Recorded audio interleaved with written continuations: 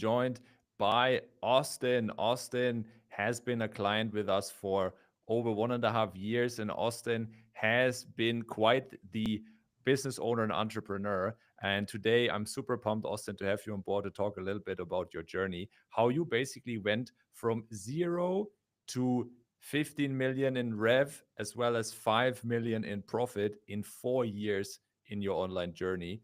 And you've been doing agency, or you had an agency, you basically also had e-com brands, as well as now the most exciting feature you have is you have a consulting business where you help aspiring founders basically launch their own brands and have a freedom lifestyle. So, Austin, super pumped to have you on board, man.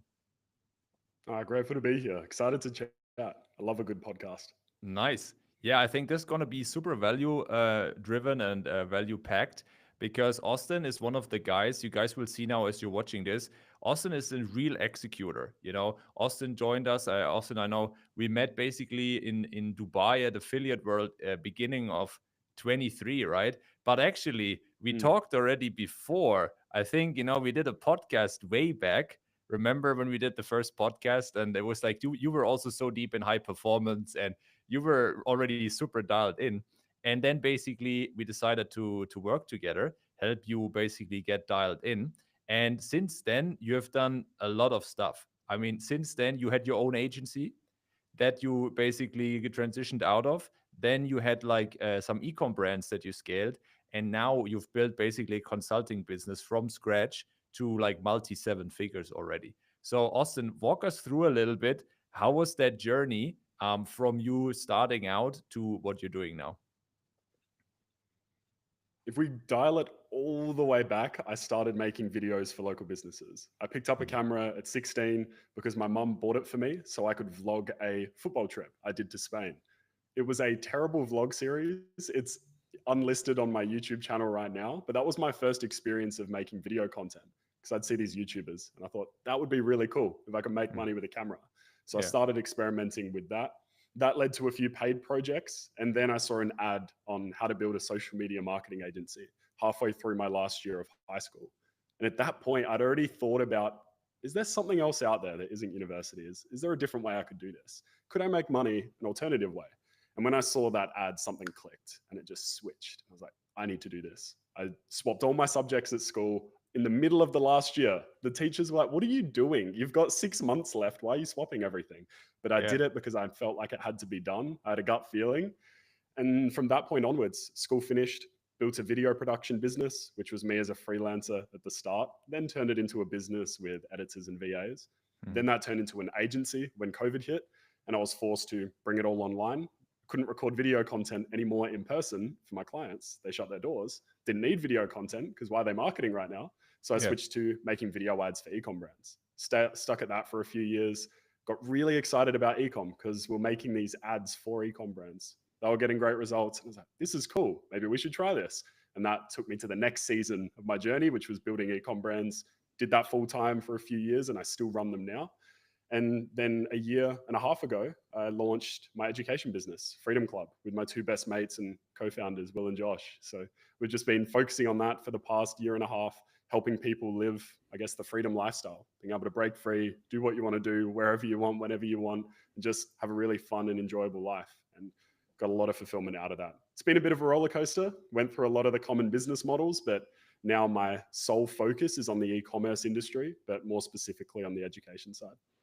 Dude, I love it so much. And also, like, a lot of people I talk to, they say, like, yeah, I've built these huge businesses, but actually there was not much substance behind that. And I know for you it was different. I think you told me about this, the agency, it was like multi six figures, right? So it was not super huge, but it was still a solid business, right? So some people never get to this stage, so multi six figures. That was the agency. And then from there, the ecom brands also seven figure rates, and then also the consulting business now. You're also saying you're on track to make this like in the next year or so like an eight figure business as well, right? So just for people to have some ballpark. And you said basically also that in those 4 years you have in total like 15 million in revenue and around let's say 5 million in profits, right? And so these are some numbers that, let's be real, most people never get to. in their whole life, maybe not, and you achieve this, let alone in 4 years, right? So with that being said, I would want to ask you a little bit. This is an extraordinary result for sure, and that's why I want to know a little bit about you. What was like over that journey, over those 4 years, or maybe also as you were scaling up more in the last 1 year? What were some of those things that you feel like were the game changers for you that allowed you to get those results? Like, what were some of those results that, or like those moments or those milestones that made you say, oh, yeah, this was really what helped me achieve that? The biggest principle that comes to mind is focus. There was a Mm, point where I was trying to run multiple businesses at the same time, the agency, the ecom brands. I had other side projects. I thought to be a successful entrepreneur, you need to have multiple ventures all making money for you. And what I failed to realize is that at the early stage, running multiple things is not the right thing to do. Once you mm, get them to an established level and you build a team, sure, now you can explore the next opportunity, the next way to level up, the next project to take you to that next level. But running three mediocre businesses at the same time, and look, as you said before, the results that they were mediocre in my eyes. I wasn't doing any of them particularly well. For example, I did, I think, 150,000 as a freelancer making video mm, content. The agency did about 450,000 in rev. But then once I started focusing for the first time and saying, you know what, I don't care about a plan B. I don't care about putting all my eggs in one basket. I'm just going to do it and I'm going to commit to it. And if it all crashes and burns, it's okay. I'll start again. And that was when I moved into building e-commerce stores. And when I burned the boats and when I went all in and had singular focus for the first time in my life, that's when in that year we hit 4.2 million in rev and well over a million in profit, 1.5 or so. And that point is like, that was the light bulb moment. I was spending all this time for years working, grinding, late nights, co-working spaces, motivational videos, all these things to get me going. And I think a lot of people can relate to that. And seeing all these people on Instagram doing so well and thinking, what is their secret?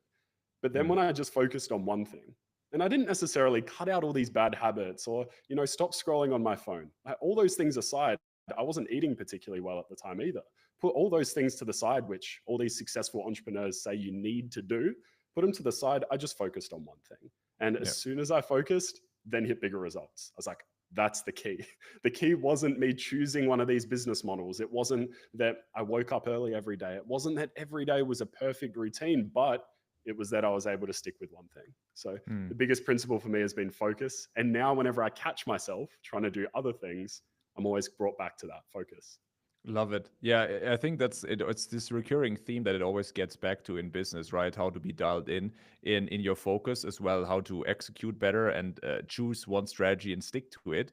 And as a bit of context, like for most people that follow me and what we do with clients now, they see that we help a lot of clients now with strategy and how to grow, let's say, an agency to 100K, cut time in ops, or even leadership with ecom founders and so on.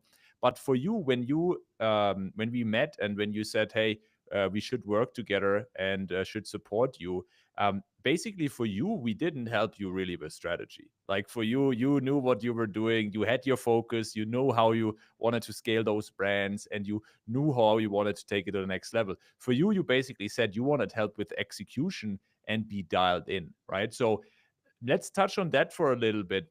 What was one of the things that you felt like when we worked together you were looking for help with?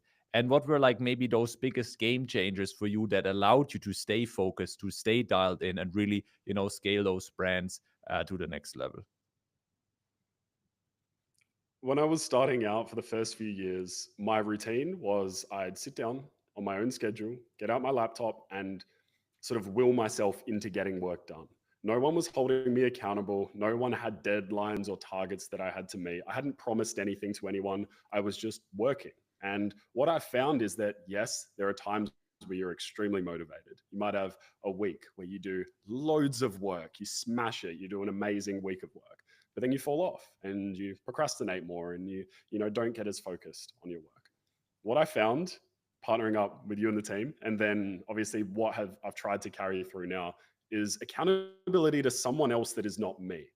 I can create a vision board. I can think about my dream life. I can think about all these things that I want. But if I don't have someone holding me accountable, like a coach, or just someone that I can voice these things to, could be a Mm. friend or a family member to say, you know what, I'm going to do this week. And if I don't, I'm letting you down. That supercharged everything for me because now I went from being someone that I'd like to consider myself pretty productive and able to get work done. Now I was accountable to someone. I had to sit down and get it done. And I think the best superpower for young entrepreneurs and people early in their journey is creating delusion.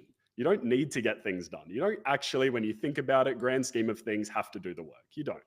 Yeah. But it gets to a point where you have to create artificial deadlines. You have to get someone to hold you to them so you stay focused and follow through. And so that was what supercharged everything for me. When we started working together last year, I now had a coaching team where I was held accountable. I said I was going to do these things. And every time we hopped on the group call and I had like the red X next to the project I said I was Yeah. going to do, I felt like I would feel so disappointed if I got to that point because you'd ask me, be like, what happened, man? You know, why didn't Yeah. you stick to your targets? And that there, you know, forced me to do more. And so I think it's sometimes difficult early on to be like, okay, who's going to coach me? Who's going to do this? Just tell a friend, tell a family member, tell your Yeah. mom, tell your dad, tell your brother, tell your sister, tell your friend down the road. I'm going to do this by this date. And if I don't, then you can either set punishments, which I've experimented with, or rewards, or you can just feel a sense of commitment to them. You voiced Yeah. it, it's clear. That's really turbocharged things for me is the accountability. 100%. And that's the thing. When you're a business owner or a founder entrepreneur, you don't have anyone to report to. I guess when you have business partners, it's a bit different. You could try to hold each other accountable a bit, right? But it's also, you don't have that external perspective from someone outside of your business. That's a little bit the challenge. And also, what's important is that you have some form of peer community of people on a similar path as you, because yeah, you can go ahead and tell your mom and dad about your goals and so on, but are they going to follow up with, have you done it, and are you feeling like there's also maybe this healthy sense of competition? Because I remember you always, it's like for you, you're a super competitive guy. You know, when we had the events and we did go-karting or we did paintball or all the good stuff, laser tag and things like that, I know you always wanted to win. And most of the guys who are crushing it in business, they have a lot of these competitive elements, right? And so I would think about also, if you're a founder, agency, ecom, think about how can you create a healthy sense of competition where you not, in an envious way, but in a way where you feel like I want to compare myself to others with a healthy competition that, like you did, for example, when we compared, did everybody achieve the goals every week? You said, oh, damn, this week I didn't. And then it bothered you because some others maybe did. And that pushed you harder to get it done next time. Right. And so I guess this healthy sense of competition is super important. And obviously, what have you done? I mean, going forward in terms of habits, maybe as a follow-up questions, um, what allowed you, to actually stay so focused? Because you mentioned the accountability was one aspect, but you also mentioned staying dialed in and not getting distracted on shiny objects, right? So at the end of the day, what do you feel like? Was it the accountability that kind of like we said, hey, don't do other stuff? Or was it more like you felt like the habits that helped you to block out distractions? What is the secret for you to stay focused? The first part, going back to the competition side, incredibly important. Early last year, before I started the education business, before I met my now two best mates and co-founders, when I met them for the first time, we went to the gym for the first time together. And I was like, these guys are jacked. And I am not jacked. I am overweight. I'm not. So instantly, I was like, regardless of how anything else in my life is going, I don't want to lose to them. I want to be, just as fit, just as jacked as them. And so there was the micro competition in the gym. When they're lifting heavy, I want to lift heavy. When they've got perfect form, I want to have perfect form. When they eat well and we're around each other all the time and they're having this great, whole food diet, steak and eggs and spinach. And for me, that was very foreign. I wouldn't eat like that. I was like, I feel a sense of competition. I have to eat well. Otherwise, they're going to get ahead. So I think putting yourself in an environment like that, incredibly valuable. That's on the fitness side. And that was just one part. And that turbocharged everything else. But then on the business side, exactly like you said, Being around people that are running businesses bigger than me and spending less time working drives me nuts. I'm like, how are they doing this? And it forces me to think differently about how to build my business and life in the way that will give me that particular lifestyle. And I would argue I don't work as hard now as I did, say, 4 years ago. 4 years ago, I was putting in massive volume of hours and I wasn't getting nowhere near the same output because the level of leverage has increased. But putting myself now around those dinner tables with people that are doing much better than me with less effort, it looks like from the outside looking in, drives me nuts. And so it pushes me to be better. So there's the accountability, yes. Being surrounded by people and creating that sense of competition, I think is the perfect starting point because it gets you to think bigger about your health, about your spirituality, about your business performance, about everything that you do in your life. And then from there, you use the accountability network that you have, which could be those people. Like I said to Will and Josh, hold me accountable. I do not want to order from Uber Eats anymore. I want to be eating clean with you. I want to go to the gym and be able to go rep for rep with you and not feel like you're just smash me out the park because you're much stronger. So I made that commitment to them. And then when I'm there, I felt a sense of obligation to follow through. I can't just let them down. I want to show that I'm a man of my word and I'm going to stick to what I say. And so I think starting with competition, if you can't create competition and you need a way to clarify what you want to do, that's where I come back to motivation is the main reason why. Not rah, watch a YouTube video, get excited, work for a week and then crash and burn. No, I'm talking about why do you want to achieve the things you want to achieve? Is it you want to retire your mum? Is it you want to travel the world? Is it you just want 5K a month so that you can just take the pressure off at home and not have to worry about bills anymore? That is what's very important to get clear on. And that's what I teach everyone in the education business is that this is the start. You need to figure out what you want. Otherwise, what good is 10K a month? What good is 100K a month if you don't know what it's for? I think a lot of people throw arbitrary goals around without realizing what it means to them. And so when I started thinking about how do I stay focused? How do I stay consistent with what I'm doing? It all came back to having a great circle around me, yes, but being very clear on why I wanted to achieve those things. Why do I want to have that physique? Why do I want to eat well? Why do I want to make this kind of money or go to this place or those things? And when you get clear on that, which look, if it takes you a week to get clarity, worth it every second, because then you're so much more focused on your work. You're going to be so much more focused when you feel tired or that temptation to pick up your phone and doom scroll for 10 minutes on Instagram. Be like, I need to do this, and this is the reason why. It's clear in my mind, and so I can stay focused. Couple of superpowers there: competition, accountability, and then just clarity on the goals and what you're doing it for. 100%, man. And I love what you're saying that you need the clarity around what you're wanting to achieve and what really drives you. And one thing that I feel like is important to add is that we see that a lot with a lot of founders that are getting started out, maybe wanting to build an agency or maybe, at the 5, 10K, 15K per month level.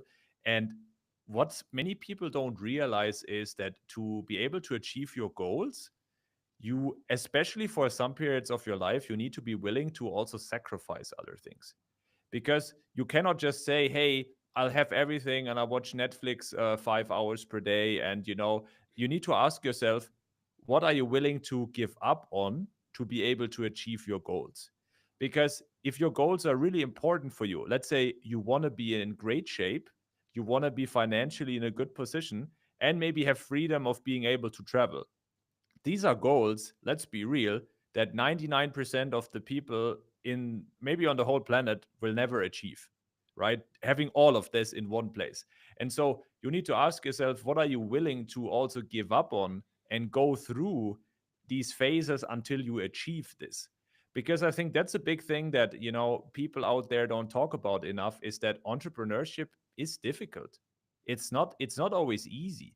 And and there's also a type of people out there that underestimate this, that you need to be able to have a certain sense of grit, of focus, of discipline and consistency, doing some things that others wouldn't do for a certain period of time. Like you said, giving up on maybe eating out for a while, giving up on partying, giving up on like just scrolling your phone and watching series all day, right? You need to give up on this. What was it for you? I'm curious, when you started to take business more seriously, what was it that you felt like you need to give up on and sacrifice to allow you, at least partially and temporarily, to allow you to achieve your goals? I think the formula, first of all, for being successful is, or building a business that gives you financial freedom, there's really two things. You pick a business model and then you just do it for 5 years. And yeah, I guarantee that anyone will have success. If you stick with Mm, something for 5 years and that's it, look, it's a simple process. You got two steps: pick a business, stick with it for 5 years, but it is mm. not easy in the slightest. Why are there balloons? I don't know why they're balloons. But that is the simple formula for everyone. And I think a lot of people then see that part and say, well, no, I want to do it in a year. No, this person online did it in 6 months. I want to do it in 6 months. You're not getting the point. You have to pick something and stick with it. And if it happens faster, amazing, hallelujah. But if it doesn't, you have to be ready for it to take time. And so I had an honest look at myself at a few points in the past 5 years. One of them was about my health. I looked at myself in the mirror one day. I stepped on the scales. I was 112, 113 kilos. I looked at myself, took my shirt off, and I'm like, I'm not happy with who's looking back at me. I was once a fit teenager. I could run forever. I played football every day. I was a sporty guy. And then all of a sudden, I just neglected that because I thought that was what was needed to be successful. And then so I had a hard look at myself and I said, I need to change this. Other Mm, things that, so I gave up unhealthy eating from that point mm, onwards. I said, no, you can't do it anymore. You have to give this up. Not only is it making you feel bad, but you're not able to stay focused on your work. You're not able to be clear, make good decisions. Your sleep is terrible, all because you're eating Uber Eats, terrible food every night. And no wonder that you feel bad and you have brain fog and all these things. So I pushed through it at that time. If I started eating healthy 4 years earlier, I think I'd be a lot further ahead than I am now. But the mm, things that I really knew I had to give up, my vices, were excessive YouTube consumption. I'm a big mm, YouTube guy. I love YouTube videos. I love watching some of the most random YouTube videos out there. Like one day I'll watch a try not to laugh challenge. And then the other day I'll be watching a vlog from Homozy. And then the mm, next day I'm watching football highlights. Like it just varies so much. And in recent times, I'm watching videos on them restoring cars. And I'm finding this really interesting. And so at the time back then, I was spending a lot of time on YouTube, especially at night. I'd get back after working and I just want to decompress. And what I found is that, look, how about I just dial it back a little bit? Or how about I mm, just delete Instagram off my phone? And if I really want to scroll at some point during the week, I can just download the app and spend 20 minutes on it. But by removing it from my phone, or I had this trick where I used to hide my TV remote in a cupboard, like really high up in my kitchen. So if I wanted to watch TV, it had to be a really conscious decision to watch it. It's like, you know what? I'm going to get that remote. I'm going to plug it all back in, plug in the TV, turn it on and watch. So it removes the whole, let's just watch, pick up the remote, boom. Let's just go on Instagram, hop on your phone, click on the Instagram app. Make it a bit more difficult to mm. make the negative decisions. Deleting Uber Eats off my phone. It's another step I have to go through to eat worse. And so that's been the best tactic I've applied. I think Sam Ovens calls it designing your environment for optimal defaults. So you make Mm. it difficult to make the wrong decision. You make it easy to make the right one. And so it wasn't so much, I wasn't a big partier. I never drank alcohol. I never did drugs. That wasn't me. And so I didn't have to give up on those pretty heavy hitting things. But for me, it was the death by 1,000 cuts. It was the Instagram scrolling here, 5 minutes a day, 5 minutes, 5 minutes, 5 minutes, and it all stacks up. YouTube video. I'll just watch one more. It's only 20 minutes long. Mm. Another one. And it was those things. So when I started making it more difficult to do those things, all of a sudden it's like, oh, wow, I'm getting more work done. Oh, wow, my ecom brands are growing faster. Oh, well, I feel better about my life. Funny how that goes sometimes. Yeah, 100%. Like the whole game of focus is such an underestimated skill, especially you talked about the micro aspect of it, right? Not getting distracted on a daily level. But then again, also on a macro level, right? How do you make sure you follow the right business model? And within the business model, there's also 1,000 strategies you could be doing, right? So, Mm. how do you make sure that you don't get distracted with different ideas within the business? Because I like this idea, what you just said. I like the idea of saying, hey, choose a business model, stick with it for 5 years. Epic. But within the business model, right, there's 1,000 ways to generate more business, more deals, sell your products. Let's say you have an e-com brand. There's where you could advertise. No, go in that channel, do this channel, do influencers, do that, do this.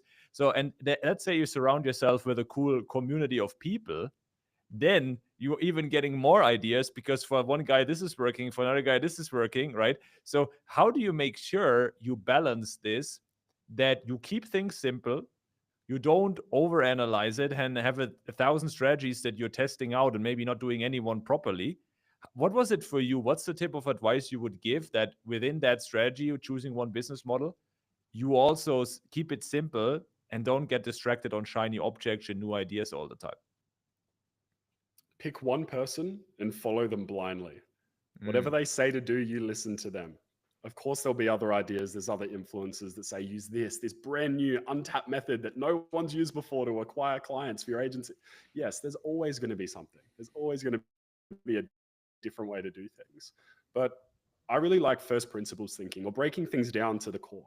And when you think about it, if you want to grow an agency, you need more customers, you need more clients. How are you going to get them? Well, you got to reach out to them. So, irrespective of all these different methods of outreach or the best strategies or cold call scripts or all this, you need to find a way where you can just consistently reach out to new clients. You're going to get 1,000 no's, but you're going to get some yeses. So, for me, I started doing cold email when I was building an agency. And yes, I knew cold calling could probably work. Yes, I knew running ads could probably work. There's so many angles that could have worked. But early on, one of my early influences to listen to that I listened to, he said, email marketing is how I've done it. I can tell you how I've done it. You just got to follow it. Great. And I said, you know what? Put everything else to the side. I'm just going to do email marketing. I'm just going to do cold email outreach to the clients. And if it works, great, but I'm going to stick with it. I'm not just going to do it for a week or a month and say, you know what, that doesn't work, and then throw it away. I think people end up shooting themselves in the foot because they swap, not even between opportunities or different business models, they swap between outreach methods. They do it for a month and a half, and then throw in the towel and have to do something else. yeah. What they don't realize is that they're stuck with it for a few more weeks, then it's going to start working, or they stuck with it for a few more cold emails, they're going to land that first client. It's not so much that the outreach method doesn't work or anything like that. It's just a time thing. You need to spend more time. And I think a lot of people's perception on what a high volume of work is greatly misunderstood, because we have these people online that make it out to be so easy, so simple. Send an email, get your first client tomorrow, where it's not like that. It takes hundreds, it takes thousands. You will get loads of no's. I've been on hundreds, I think thousands of Zoom calls with potential clients, with people that I've tried to bring onto our company, or all those different micro sales pitches. And I've got so many no's. And I think that's part of it. You realize at a certain point that is good, because every single no, you're going to get a little bit closer to the yes. So So, my play is focus on one acquisition method and listen to one person. If you just stick with what they say, you're going to get the results you want. If it takes a little bit longer, that's okay, but don't keep swapping. Delete the podcast app off your phone for a few months and just listen to that one person. Stop YouTube for a little bit, just a little bit, so that you can listen to that one person and not have a great Hormozi idea come in, a great Gary Vee idea thrown at you, and you're like, oh, I should do that instead. Just stick with one person. Like if Killian says to do outreach in this certain way because it works, I'm going to listen to you and I'm going to do it, and I'm going to stick with it until I have the results. That's my approach to it. dude, I love it so much, and it's a blessing that we have access to smart minds like Alex Hormozi and other great business owners, and can get insights. But you always have to ask yourself, what's relevant for me at the current stage of my business, and you ideally find someone that can help you specifically at the current stage of your business.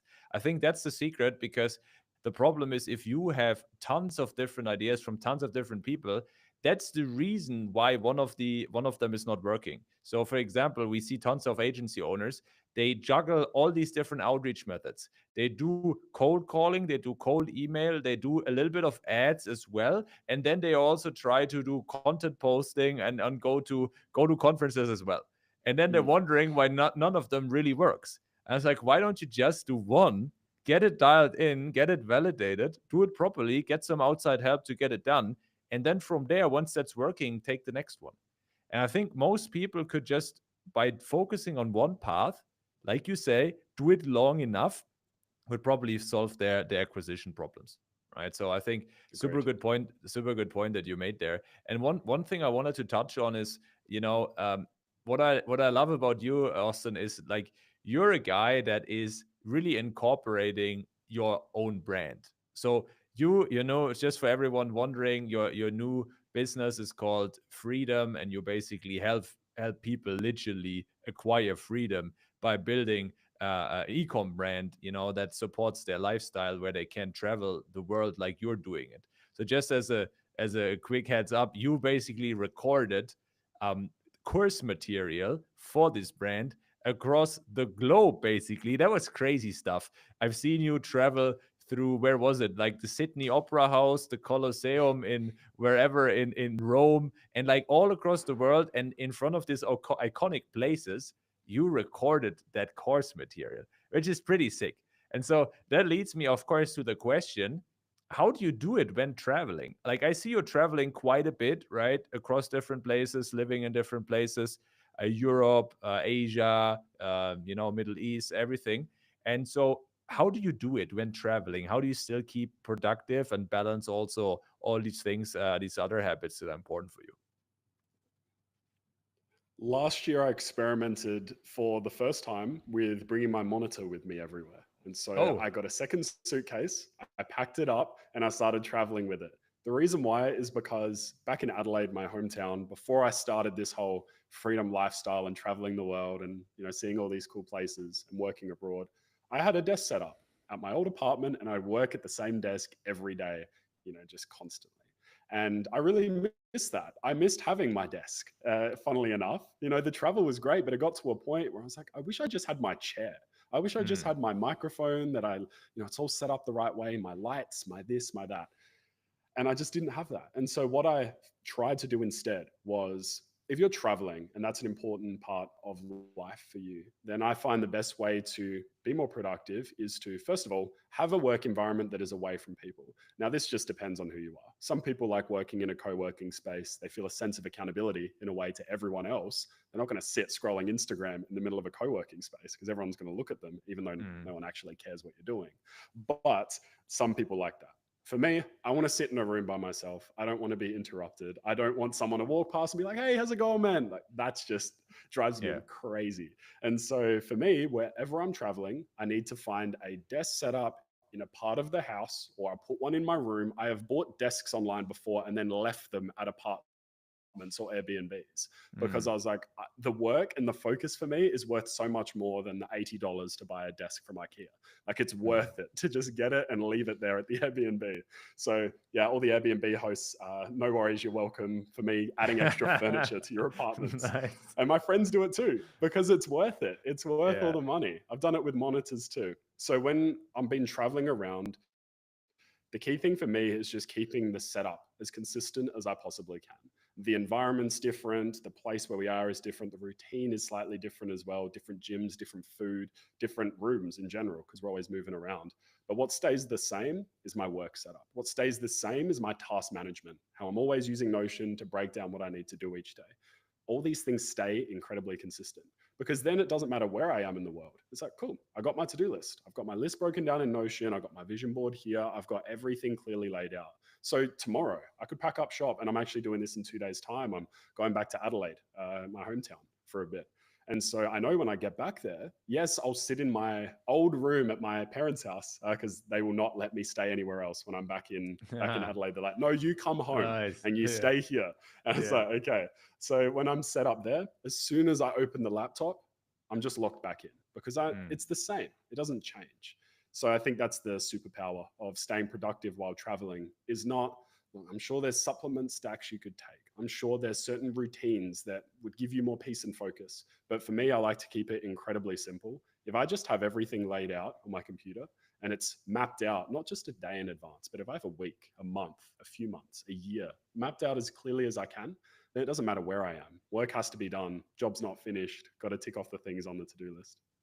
That's such a good point, because it shows that you're organized and you're structured when you open your laptop. You know what you're working on. And that's one of the weaknesses I see some entrepreneurs have. They open their laptop and it's just stuff jumps at them, like random notifications from everything, emails pop out left and right, 1,000 tabs are open. Like, obviously, you're not going to get a lot of stuff done like this. And I remember when we were in Barcelona at one of the retreats, you showed also a little bit how you use Notion. I mean, people can use whatever, right? ClickUp, Notion, Todoist, whatever it is. It doesn't really matter, as long as you find a way that you stick to, that makes it simple for you to break down your goals from, you just made a good point. Vision board, long-term goals. What do I want to achieve? My ideal scenario for my physique, for my business, the financial goals, and then break it down into goals for the year ahead and for the next month and so on. And once you do that, I think you make a great point because you know what needs to be worked on.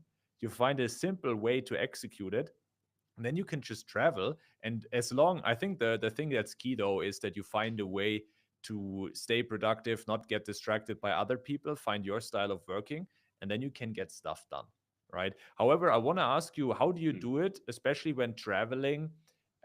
Especially, there's a difference between short-term travel, like just a few days, visiting a city. I'm not talking about that because that's more like vacation.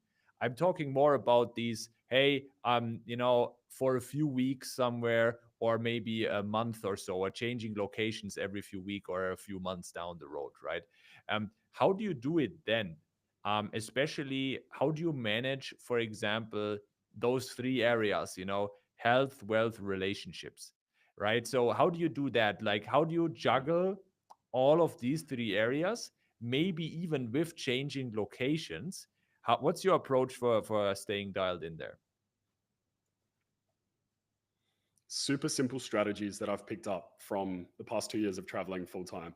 The first one on health: as soon as you get to a place, you unpack your suitcase and you hide the suitcase. I do not want to see it while I'm there. And that Mm, also plays into the fact of sticking in one spot, if you can, for a few weeks at least, mm, ideally a month or more, because yeah, then it feels like you're living there. You're not so yeah, much traveling, you're just living in a new location. And I like that. I much prefer that. I don't want to be somewhere for 3 days and then hop yeah. somewhere else. That would be impossible to work. And props to anyone listening if they're able to do that, but that's just not for me. So on the health side, get the suitcase out of mind because you want to feel like you're living there. Unpack everything. Make it feel like your space, your setup.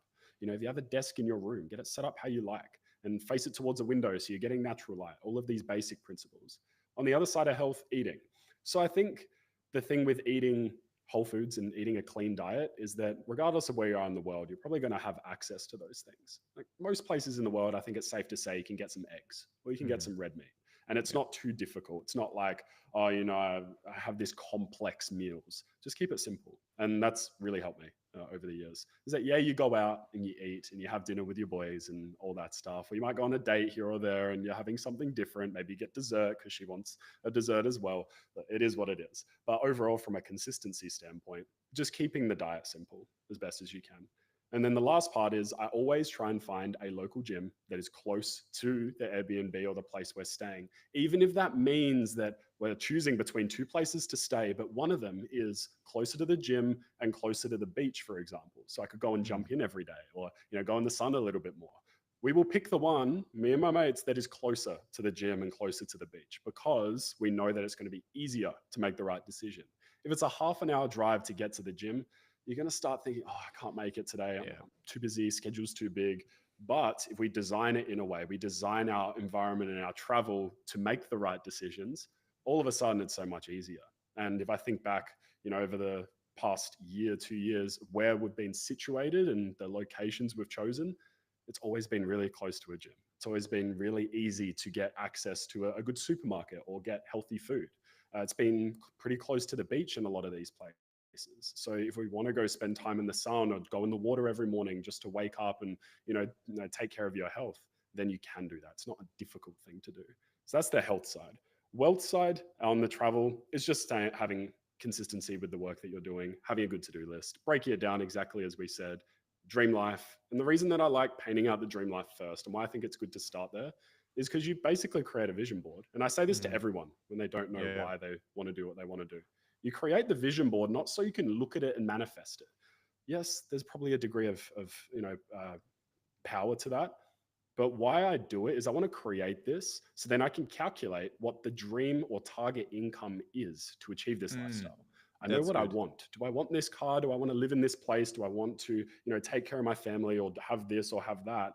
And in that case, it's like, cool. Well, to achieve that lifestyle, I need $100 a month for this. I need 400 a month for that, 1,000 for this, that. And now you've calculated what your dream life or target income is. You know that, okay, if I hit $6,500 a month in income, great. I know I can live this dream life. 20,000, whatever it ends up being, now you have a target that actually makes sense. So I find that's very important to me. I change my vision board regularly. Every few months, I feel like it needs to be refreshed and I reset what my target is. And so even when I'm traveling, I'm clear on what I want to achieve. I'm clear on the target. I know why I want to hit the target. If it's 100K, if it's a million, if it's 2 million, I know what it is and I know why it's important to me. I haven't just pulled out a number out of a webinar that I saw online or a YouTube video. A guru said you need to make 50K a month. No, I Mm. figured out what's important for me and why I want to hit that. So then when I'm traveling around, it doesn't matter where I am. The goal's still the same. I've got the same targets. And so there's that. And then the last part is relationships. This is the thing that I think throws people off. And I think the best thing you can do as a young male entrepreneur, especially, is just put your head down for a few years. Just focus on improving, better yourself, better your mindset, better your body, better your finances. Create a circle of brotherhood around you. As you travel and move around the world, you will meet more incredible guys that are also on a similar goal and trajectory and wanting to get better themselves. And I find that, and I have found that when you put your head down and do that for a while and you surround yourself with your brothers and you don't worry about romantic relationships or dating or anything like that, which is different from a committed long-term relationship. I think having one of those is one of the best things that you can have because you have this person that's your cheerleader that wants you to win and wants you to be successful. But I'm reflecting on dating, which can be a huge energy suck. It can be something So that true. takes a lot of money and time and Yeah. energy away. For Yeah. now, guys, it'll come. It'll come. There'll be a time in the future where you're going to be able to go out there, present yourself to the world, and be at such a high level because you've taken care of yourself first. And so that's been my mentality. Put my head down 3 years or so. I was in a long-term relationship at the start of my business journey, but when we broke up, I just said, look, I'm just going to focus on me. I'm just going to do my thing. I've got to improve. I've got to get better. And then even now, I don't feel like I'm ready to date. I'm become addicted to the growth and improving and getting better and just delaying getting into a relationship or delaying going on those dates because I'm like, I've still got room to grow. I love this. I want to get better so that I can be the best person for my future wife and kids.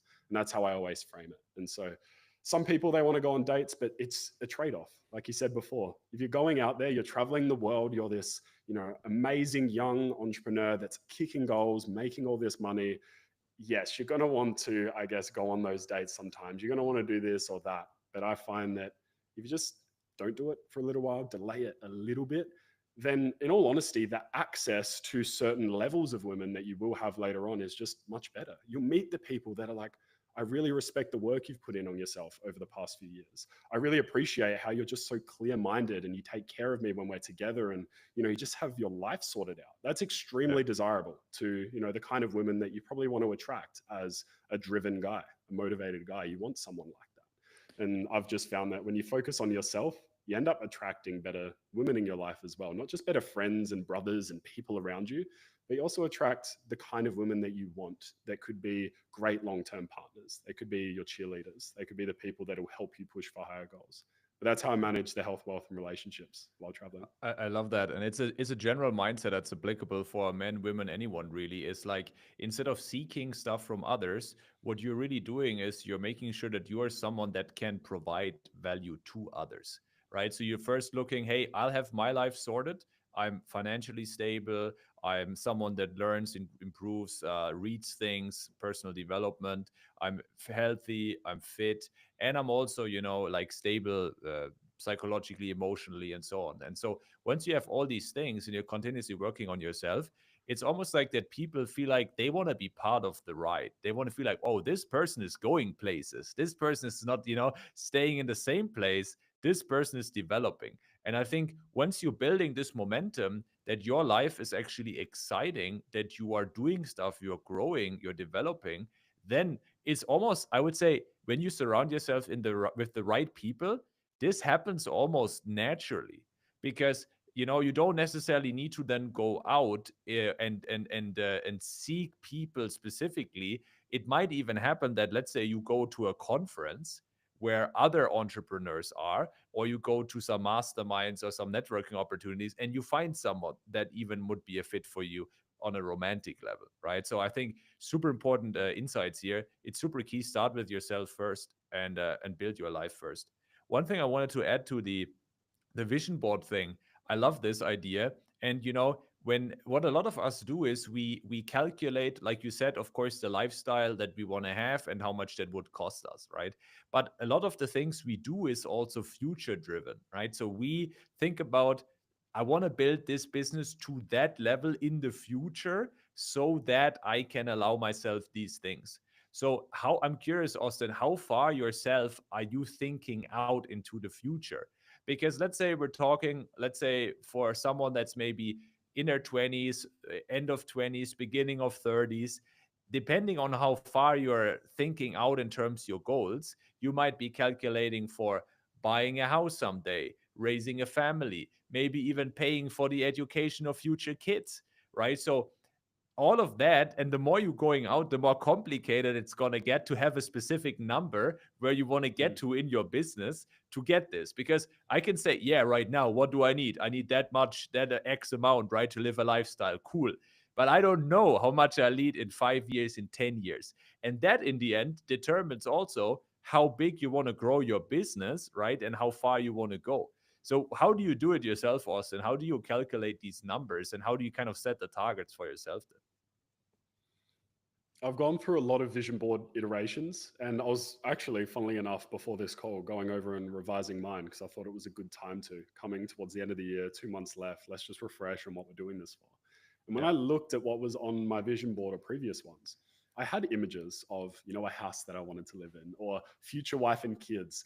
A big one for me is a golden retriever. I really Nice. want a golden retriever. I love dogs, Why and I that one, picture Austin? myself. Why a golden Oh, retriever?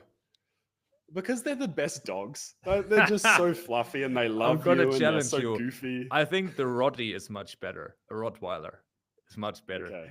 I mean, it depends. A golden retriever is more a family dog, right? So Yeah. they're really cute. I get it. So I had all those things on my vision board. And what I realized, to answer your point, is that they were a little bit too far in the future. The future wife and kids, I don't see myself having kids for at least 5 years. Like, I don't see Yeah. it happening sooner than that. Like, if God has a different plan for me, then fair enough, I'm ready, whatever happens. But I Yeah. don't see it happening that soon. Or, buying that certain house, the family house, and living in that with my future wife and then our kids. I don't see that happening just yet. And so, what I consciously did was, on my earliest vision boards, they were the most far in the future. And what I found is that I actually lost motivation because I was like, that is too far away for me to conceptualize how I'm going to get there. That is too distant. What Mm, I'm going to do for my vision boards instead is make them a little bit closer in time frame. So mm, now my vision boards aren't a life vision board. They're just mm. a vision board of where I want to be in, say, 12 months' time. What does life Yeah. look like in 12 months' Mm, time? What have I achieved? Where am I living? Who am I around? What do I look like? What am I eating? All these things. And mm. I found that that helped tremendously, because now you're like, okay, I've got the long term goals. I want the golden retriever. I want the wife and kids. But let's not focus on that right now. For now, I'm just going to focus on getting in better shape. Now I'm going to focus on doing that triathlon so that, I'm forced to take better care of myself. For now, I just want to focus on getting to 10K a month in profit. And so now you've made it so much more simple, and it's a lot easier for you to comprehend. I agree with you 100%. Future wife and kids, dog, house. How do we even know what I have to do today in order to achieve those Yeah. things in 5, 10, 15 years' time? Too distant. Let's keep it simple. What do I want in 12 months' time? What do I want life to look like a year from now? And so I find that to be a much better way to do it. And then when you hit it, great. Then you refresh. And what does the next Mm, 12 months? What is the next 6 months? You do it even micro. And so I yeah. find that to be an easier way to manage it. And do you also do it like this then, that you say the money that you wanna or that you need, you just always calculate out for the next level to be at in 1 year?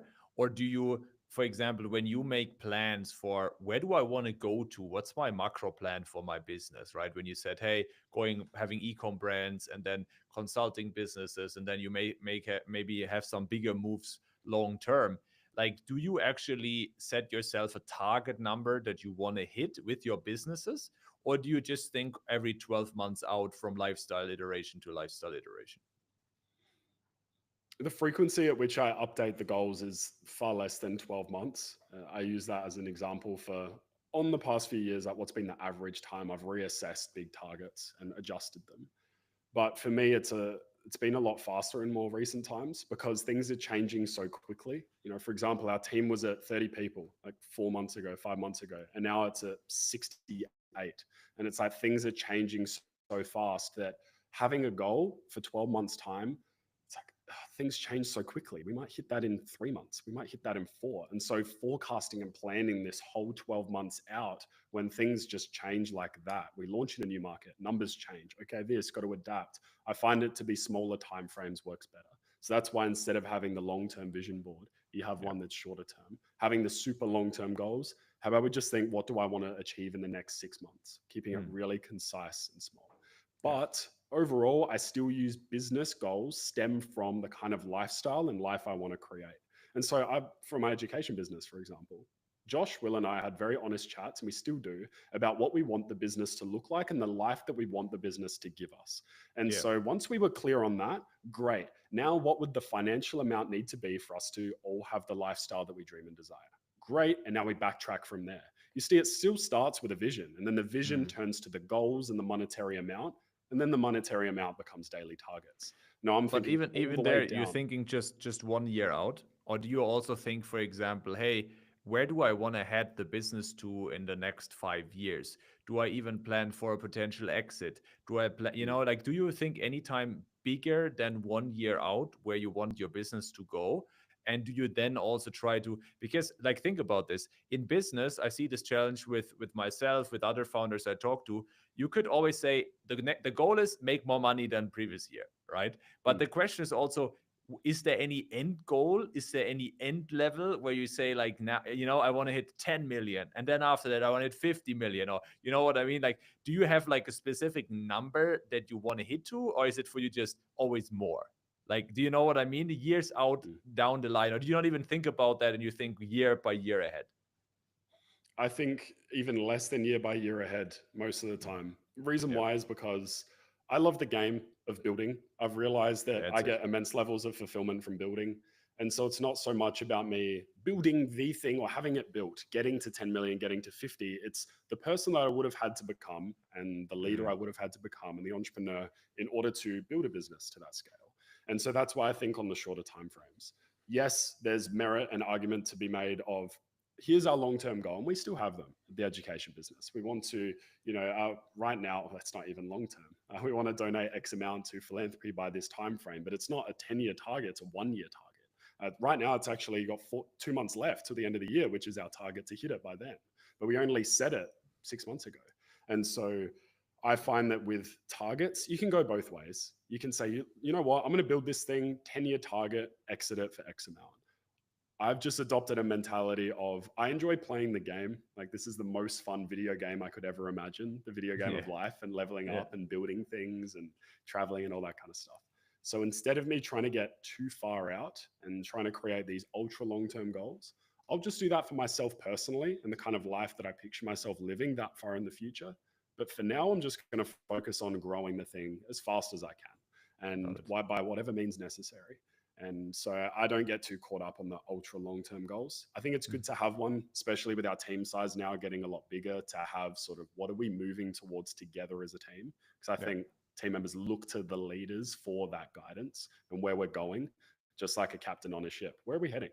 The captain needs to know we're going to this Mm. port, we're going to go this way, and we're going to get there. If it takes us Yeah. a little bit longer, that's okay, but that's where we're going. And so everyone can get behind that. I agree to that, but then I don't have elaborate plans on ultra broken down on how we're going to hit our 30-year target or Yeah. 15 years or 10 years. In all honesty, I don't know if the business will be around in its current form that far in the future, or if it will have Yeah. changed, or things will have changed, or the way we deliver has changed. Maybe it could be a completely different business in 3 years' time. I don't know. So that's why I do it especially on smaller time frames. especially with AI. It's like what's upcoming in the next few years. You have no idea how that's going to impact business models in general and how adaptable you have to be. And so Mm. you're totally right. It's like you cannot think too far out. It makes total sense. And one thing, also talking a little bit about what's next for you, is one thing I've seen you do a lot is like personal branding. You do a lot of YouTube videos, which are, by the way, pretty cool, guys. You can check them out as well. Check out Austin on YouTube and on Instagram. And so a lot of people that ask me as well, hey, what do you think about personal branding, posting content, Instagram, YouTube, and just branding myself so I can grow my agency or grow my brand and basically maybe get speaking gigs and things like that. What's your take on this? When should people start considering building a personal brand as well? I had stints of building a personal brand over the past 4 years where I had these micro, maybe 1, 2 month stretches of I'm going to build a personal brand. I'm going to share all this value. I'm going to build a big YouTube and Instagram audience.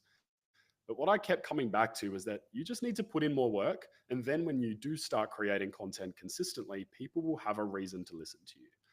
I don't Mm. care what anybody else says. My strong belief is that no one's going to listen to you unless A, you're in a place where they want to be, or B, you can learn something from them. And those Mhm. tend to go hand in hand. So when I watch people on YouTube, I'm not watching people in the position I am because I don't care about what they're doing. I'm looking at the people that are 10 steps ahead, 100 steps ahead, because I'm trying Yeah. to figure out how they got there so I can replicate that. And so when I was looking back at when I first tried to start building a personal brand, let's look at the facts completely objectively. 19 years old, I'd made about $150,000 online, didn't go to university, so I had no formal accreditation. I just moved out of home and I've been running a business for about a year at that point. Okay, with those things, yes, you could argue that maybe a 15-year-old, 16-year-old might listen to that version of Austin because he's gotten a little bit further ahead than where they're at. So cool, he could maybe teach them some stuff. But when I kept coming back to it, I thought, why don't I just put my head down for 3 years? Why don't I just do the thing, not worry about teaching anyone, not worry about sharing what I'm learning, just doing it.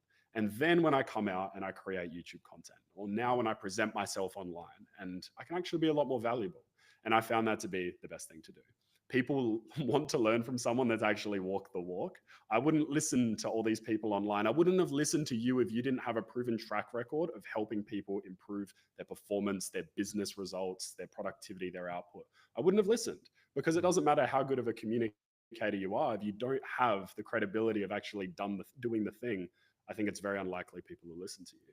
And so if you look at all the biggest influencers in our space right now, we listen to them, yes, because they're good communicators and probably they're quite charismatic, but it's because they've done the thing. And we Yep. hold huge levels of value in knowing that. They drive the certain cars, which means they've achieved certain things with their business, or they're living in certain places of the world, which means they've put in X amount of time and effort into building a business.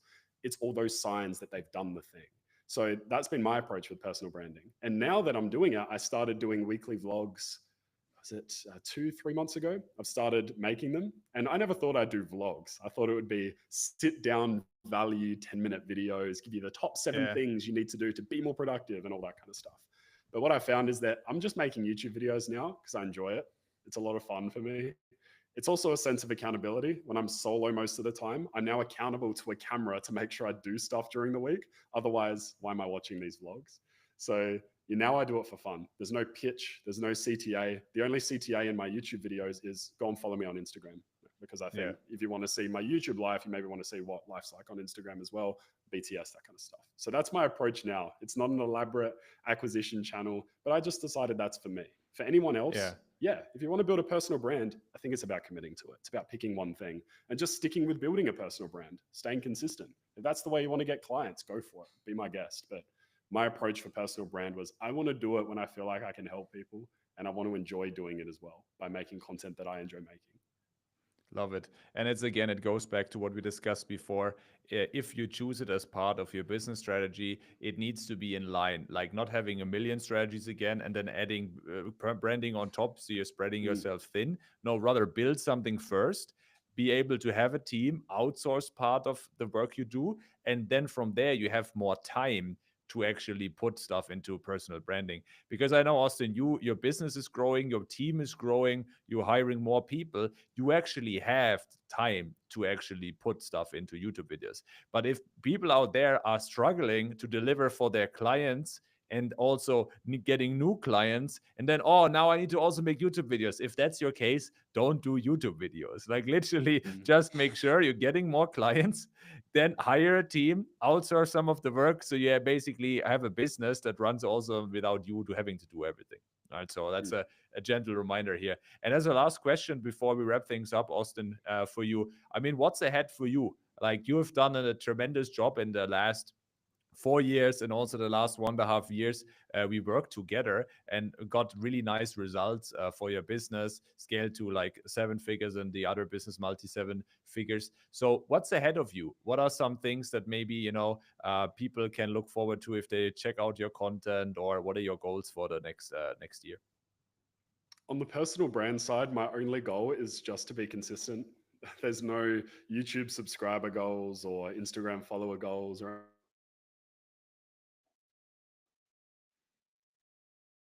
any people where I can. On the business side, there's levels to it. And so I'm thinking, what's my next big move? And for me, I've been in e-commerce for years. So maybe my next big move is in, private equity or building and partnering with existing e-com brands and helping them grow to much larger levels, something higher tier, not Yeah. course, not education, not coaching, but really like hands-on, becoming a part of that business. I think that'll be my next big play because it's higher leverage. And the only reason I'm able to do that, just like the only reason I was able to do, say now, the coaching business, is because I did the time in e-commerce, because I put in the Mm. years and the reps of learning that, understanding the industry, the marketing, all those things. So I think you sort of unlock the ability to progress to the next tier. And I think you see a lot of entrepreneurs following a similar trajectory. They unlock the next thing. Oh, cool. The next level's available. Cool. I can move to that. And you keep unlocking these, but you have to pass the level before you can move to the next. So I see myself in this time next year having made at least another 52 YouTube videos, one a week at least, and just consistently stacking those there, putting out the good content and being helpful to people. And then on the business side, I see continuing to grow the coaching business. I see us within the next 12 months having well over 10, 15,000 students worldwide and the team Wow. size being well over 100. So those are the micro goals for me. But I think it's all of that's backed by just having fun. I enjoy this and I know God's got a plan for me. And if I just trust in that, then whatever happens, I'll be grateful for. And I'm enjoying the days. It's good fun building a business. There's times where things suck. There's times where things blow up in your face. But my goal for the next 12 months is to just keep having fun with it as well. Love it. And if people want to learn more about follow your journey, watch the vlogs, what's best? YouTube, Instagram? What would you say? Where should people go? YouTube. I don't post enough on Instagram. I'm not very active on there. And all I Yeah. post on Instagram is check out my latest YouTube video. And I put that on my Yeah. story. So check out the YouTube videos. They're 25, 30 What's minute the long name of the videos. channel where people search right now? If they just search Austin Lavelle on YouTube, Yeah. it'll come Yeah. up hopefully near the top. There's not many Austin Lavelles making YouTube videos. Yeah. That's Austin, Lovell, I think, right? That's how Yeah. you spell it. Yeah. So for anyone, check out Austin stuffs. And with that being said, I'm super excited what's ahead for you, Austin. Like it's been a hell of a ride with you in the last 1.5 years. We're super happy to have been able to support you, contribute to some of your success here, and keep you dialed in. And yeah, I'm excited to see where you're heading things, and hopefully to the moon, man. Been a pleasure talking about this with you. Appreciate it. No, grateful to be on here. Awesome. Then, guys, if you want more info about any of that, also check out our YouTube channel and subscribe if you want more episodes like that. And then, if there's anything we can help you with, check out our website. We'll link all of the things, also Austin stuffs, in the show notes and in the description below. All right. Then, guys, see you in the next episode.